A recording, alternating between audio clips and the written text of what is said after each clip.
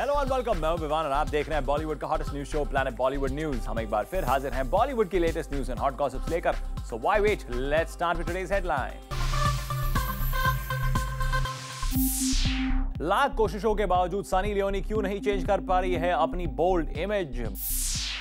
बताएंगे एक्ट्रेस दीपिका पादुकोण ने कब और कहां फिल्म गुंडे को किया प्रमोट। फरहान अख्तर की वाइफ उनके किस हैबिट से हो गई है परेशान। और साथ ही बताएंगे सलमान खान 2020 क्रिकेट लीग की किस टीम में इन्वेस्ट करने की कर रहे हैं प्लानिंग।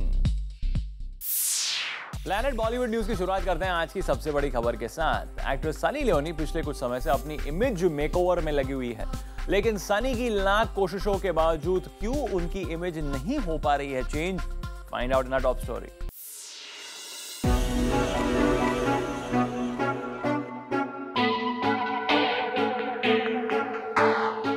सनी लियोनी अपनी बोल्ड इमेज को बदलना चाहती है। सनी चाहती है कि बाकी बॉलीवुड एक्ट्रेसेस की तरह उन्हें नॉर्मल रोल्स भी ऑफर किए जाए। जूम के साथ एक्सक्लूसिवली बात करते हुए भी सनी ने इमेज मेकओवर की ओर इशारा किया था। I always look up to somebody like Madhuri Dixit. I think that she's beautiful, she's a sexy woman, she's a mother, she's just somebody out there that I think a lot of people in the Bollywood industry look up to. लेकिन Sunny Leone अब अपनी image makeover को लेकर हो गई है confused और उसकी वजह है बॉलीवुड से आने वाले फिल्म के ऑफर्स। सनी ने अब तक 2 फिल्म्स जिस्म 2 और जैकपॉट में काम किया है और दोनों ही फिल्म्स में सनी का रोल काफी बोल्ड रहा है। यही नहीं, सनी की अपकमिंग फिल्म रागिनी MMS 2 में सनी का रोल भी कुछ ज्यादा ही बोल्ड है। और अब बॉलीवुड में अपनी इस बोल्ड इमेज को बनता देख सनी ने भी लगता है फैसला कर लिया है कि वो अपने बोल्ड अवतार को ही प्रमोट करेंगे। यही वजह है कि सनी अब अपनी फिल्म रागिनी MMS 2 को उन ट्विटर हैंडल्स के थ्रू प्रमोट कर रही हैं जो उनकी अडल्ट फिल्म को प्रमोट करती हैं। वैसे जब रिसेंटली जूम ने सनी से उनकी अडल्ट प्रोडक्शन हाउस को लेकर सवाल पूछा तो उन्होंने कहा था कि उनका प्रोडक्शन हाउस अभी काम कर रहा है, लेकिन वो उसका हिस्सा नहीं है। Well, I'm not personally a part of it, but it's a company that just runs. It's a well-oiled machine that I don't need to be a part of. I'm not part of any adult like movies or anything. I put all my focus right now here. This is where I want to be. If I go back to LA, it's more like see my family, see my dogs. Well, Sunny Leone का साफ कहना है कि वो बॉलीवुड में अपना career बनाना चाहती हैं और अब उनका अपने अडल्ट प्रोडक्शन हाउस से पर्सनली कोई लेना देना नहीं है। Well, सनी के बयानों में कहीं न कहीं कंफ्यूजन है। पहले जहां वो बॉलीवुड में अपनी इमेज मेकओवर की कोशिशें कर रही थी, वहीं अब वो जिस तरह की फिल्म साइन कर रही है उससे तो यही साफ है कि सनी अपने करियर को लेकर जरा कंफ्यूज्ड है। वैसे कहा तो ये भी जा रहा है कि रागिनी MMS 2 को Sunny as a horror film promote करना चाहती है, लेकिन एकता कपूर के कहने की वजह से उन्हें इस फिल्म को बोल्ड और सेक्सी फिल्म के तौर पर प्रमोट करना पड़ रहा है। Well Sunny, we hope Ragini MMS 2 के बाद आप ऐसी फिल्में साइन करेंगी जिनसे आपको अपनी इमेज मेकओवर में मदद मिले। For Elika Srivastava, zoom, Mumbai. Actress Deepika Padukone film गुंडे की एक्ट्रेस नहीं है, लेकिन फिर भी आजकल दीपिका जहां जाती है इस फिल्म को जरूर प्रमोट करती है। आप ही देखिए कल कहां दीपिका ने इस फिल्म को प्रमोट किया और क्यों। रिसेंटली एक इवेंट पर नजर आए 2013 में बड़े पर्दे पर खास मकाम बनाने वाले फरहान अख्तर और दीपिका पादुकोण, और इनके सक्सेसफुल 2013 की वजह से इन दोनों को एक पॉपुलर मैगजीन के कवर पेज पर फीचर भी किया जा रहा है। Therefore, the successful actors were present to launch this cover page.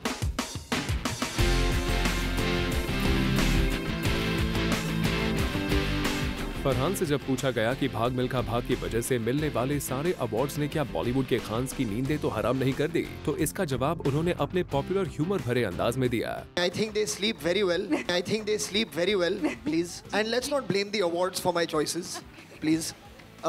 मुझे बहुत खुशी हो रही है कि मुझे जिस तरह के रोल्स ऑफर हो रहे हैं, जिन फिल्म मेकर्स के साथ मुझे काम करने का मौका मिल रहा है, I am very grateful for it. So it's something I'm enjoying that's happening right now. So there's no point of me questioning it or trying to overanalyze why are things going on the way they are.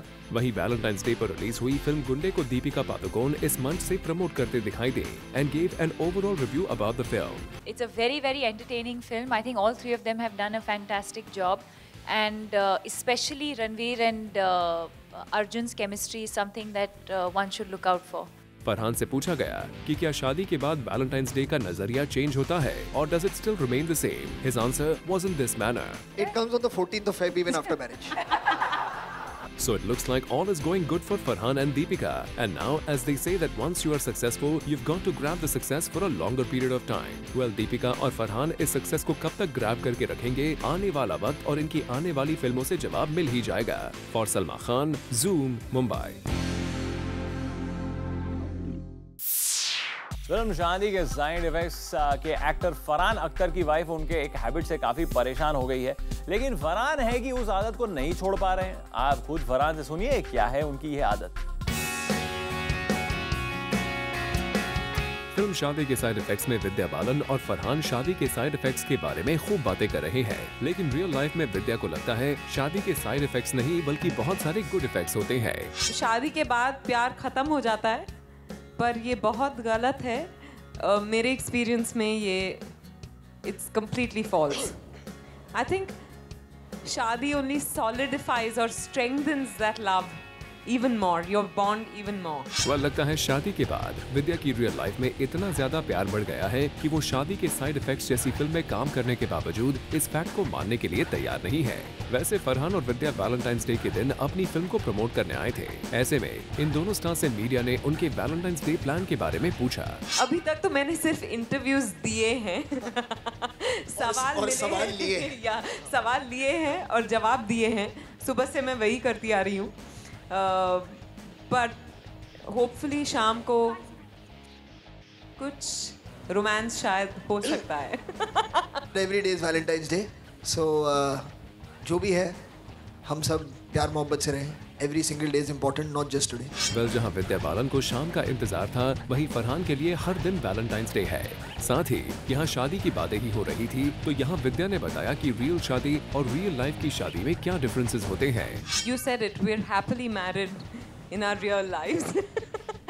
And what you see in the film is also a happily married couple, but you're also privy to some fights between the couple, and it's like a regular relationship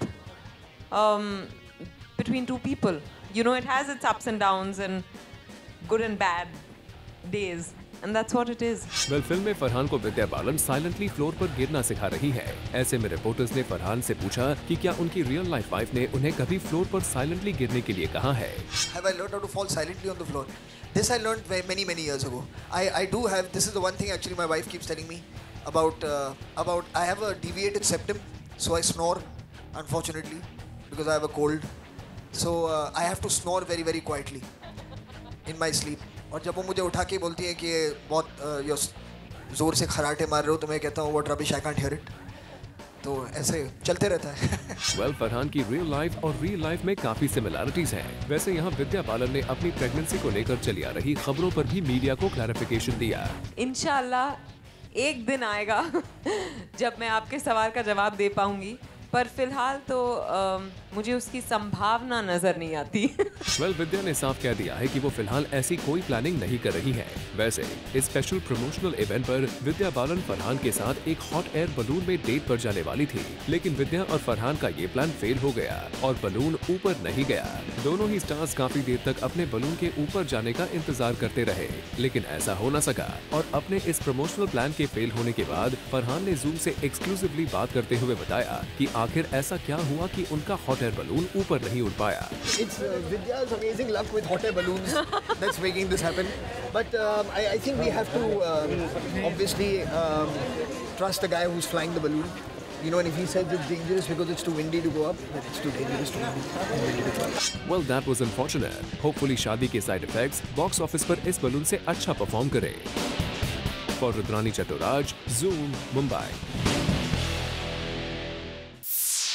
actor Neil Nitin Mukesh को Valentine's day के खास मौके पर spot किया गया एक special cancer awareness event को support करते हुए, और इस इवेंट में शामिल होने के एक्सपीरियंस को नील ने मीडिया के साथ किया शेयर. एक्टर नील नितिन मुकेश के जोक्स वेब पोर्टल्स और सोशल नेटवर्किंग वेबसाइट्स पर जब से पॉपुलर हुए हैं तब से वो खुद काफी मजाक के मूड में रहते हैं। रिसेंटली रणबीर कपूर ने भी उनके इस जोक का मजाक एक अवार्ड नाइट पर उड़ाया था और नील ने इस पर कोई एतराज नहीं जताया। और वैलेंटाइंस डे के मौके पर नील कॉमेडी के रंग में रंगे नजर आए जब वो एक सोशल कॉज को प्रमोट कर रहे थे। एंड इवेंट पर अपनी फीमेल फैंस को देखकर नील नितिन मुकेश ने क्या कहा, आइए आपको भी सुनाते हैं। मैं ज़रूर ये कहना चाहूँगा कि 2-3 दिन हो गए थे घर पे बैठे बैठे मैं बहुत उदास था और मैं अपने आप से कह रहा था कि इस साल वैलेंटाइंस डे पे मेरे साथ कोई वैलेंटाइन नहीं होगा। हालांकि मैं प्यार में बहुत विश्वास हमेशा से रखते आया हूँ और ये उम्मीद कर रहा था कि इस साल भी मेरे साथ कोई मेरी साथीदार हो, कोई तो हो।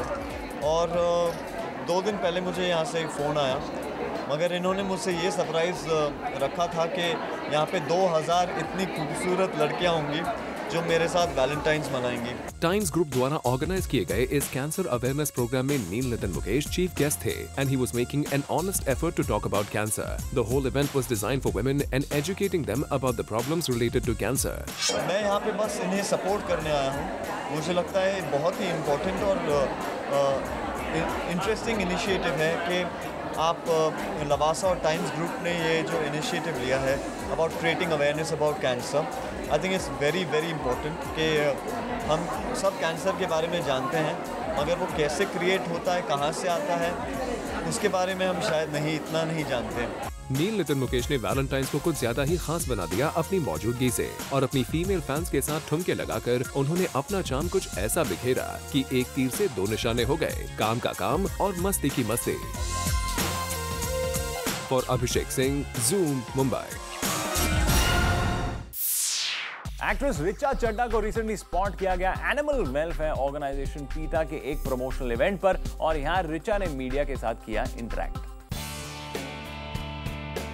वेजिटेरियन होने के कितने फायदे होते हैं वो भला सेलिब्रिटी से अच्छा और कौन जान सकता है। वो इसलिए क्योंकि वो अपने वेजिटेरियन होने के ट्रेड को किसी न किसी तरह से एनकैश करा ही लेते हैं। वर्सेटाइल एक्ट्रेस रिचा चड्ढा ने भी कुछ ऐसा ही किया जब वैलेंटाइंस डे के मौके पर वो वेजिटेरियन होने की गुहार जनता से करने एक इवेंट पर पहुंची। I'm dressed up like a mermaid for the PETA campaign about fish are friends not food, because I'm a vegetarian and I endorse it, and I believe that if we all pay a little more attention and become vegetarians, it will be better for the environment, better for all of us as human beings and better for our health. Richa ने Valentine's day को इसीलिए choose किया क्योंकि उनका ये मानना है कि मोहब्बत का असर सबसे ज्यादा तब दिखता है जब वो अनकंडीशनल हो। That's why she decided to choose Valentine's Day to promote Save the Animals campaign. It's a kind of selfless love, and I think that's what love should be about. Animals don't pay us to do this for them. Animals don't pay PETA to have an organization to help them and to support them.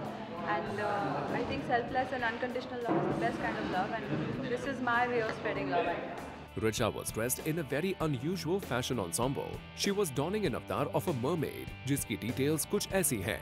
ये costume पहनना मजेदार है क्योंकि इस धूम के साथ मैं चल नहीं सकती, इसलिए मैं बैठी हुई थी और ये कॉस्ट्यूम बहुत मेहनत से बनाई गई। So the day marked as Lovers Day turned out to be a day for the love of animals. शायद इसीलिए बॉलीवुड में रिचा चड्ढा अपनी कैरेक्टर्स में किए गए एक्सपेरिमेंट्स के लिए जानी जाती है, जिसका एक एग्जाम्पल इस इवेंट पर भी नजर आया। For Chetna Singh, Zoom, Mumbai.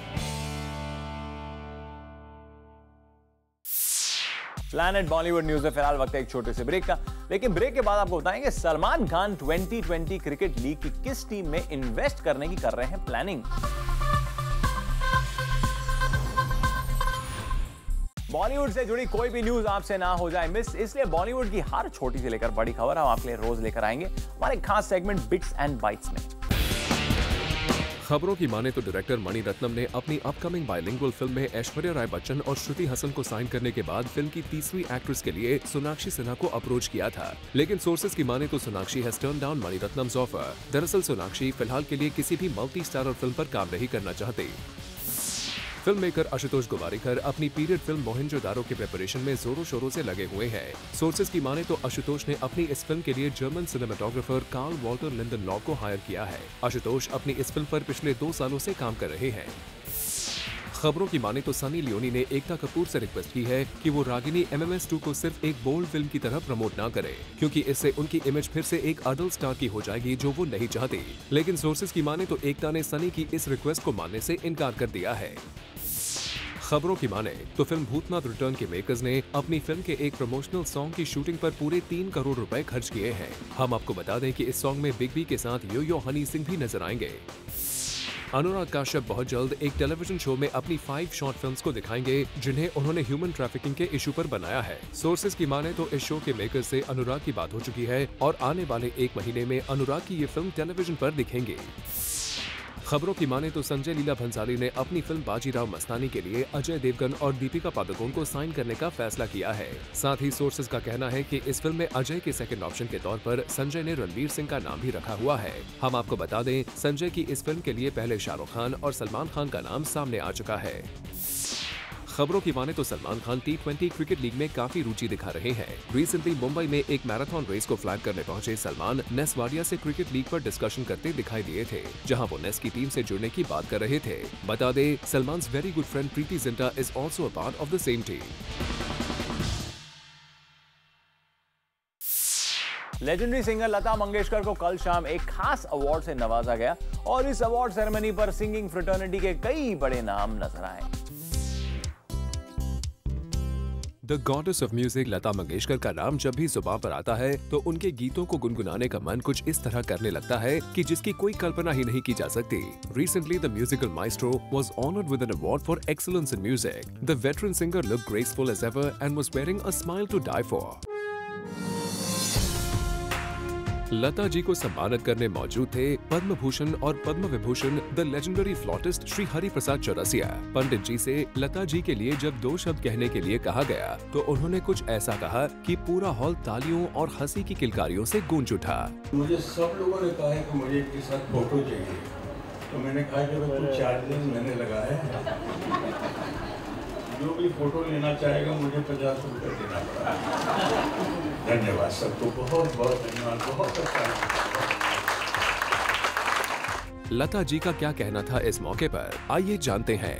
मुझे जो पुरस्कार दिया गया है उसके लिए मैं बहुत आपकी आभारी हूँ। आपने मुझे इस योग्य समझा, ये मेरे लिए बहुत बड़ी बात है। आज आप सब लोग केरला से यहाँ आए हैं, तो मैं क्या कहूँ आपको कि आपने मेरे लिए क्या नहीं किया। मैं बहुत बहुत बहुत आभारी हूँ। ये देखकर बहुत गर्व महसूस होता है कि हमारे देश में एक ऐसी आवाज है जिसको भगवान का दर्जा दिया जाता है, एक ऐसी आवाज जिसके आगे सैकड़ों अवार्ड्स भी छोटे से लगते हैं। हाँ, कुछ महसूस होता है तो वो है चैन और सुकून, जो लता जी ने अपनी आवाज से न जाने कितने चाहने वालों को दिया है। और हम यही दुआ करेंगे कि ये आवाज का जादू पीढ़ी दर पीढ़ी यूं ही चलता रहे। For Chetna Singh, Zoom, Mumbai. Planet Bollywood news में फिलहाल वक्त है एक छोटे से ब्रेक का, लेकिन आप कहीं में जाएगा क्योंकि ब्रेक के बाद भी बहुत कुछ बाकी है। So please stay with us. Recently FBB Femina miss India के ऑडिशन हुए न्यू दिल्ली में और इस इवेंट की एक खास झलक हम आपके लिए लेकर आए हैं हमारी next story. Slowly and steadily, FBB Femina Miss India 2014 finale की ओर बढ़ रहा है। इंडिया के कई शहरों में FBB Femina Miss India के ऑडिशंस हो चुके हैं और इस बार हम आपके लिए लेकर आए हैं दिल्ली ऑडिशंस की details. FBB Femina Miss India के दिल्ली ऑडिशंस का हॉस्पिटैलिटी एंड वेन्यू पार्टनर रहा स्कूटर लाउंज, जहां पूरे दिल्ली से कई कंटेस्टेंट्स पहुंचे। Many beautiful girls participated for this event and after a long wait, finale के लिए 3 girls got selected। बता दें कि इन तीनों लड़कियों को मिलेगा मौका to get an entry to the final round of auditions for FBB Femina Miss India 2014 and we wish them good luck. Until then, keep watching Zoom, India's #1 Bollywood channel. Bureau Report, Zoom, Mumbai. With this, it's a wrap. Planet Bollywood News में कल हम फिर लौटेंगे लेकर बॉलीवुड की और भी latest news and gossip. Till then, keep watching Zoom, India's #1 Bollywood channel.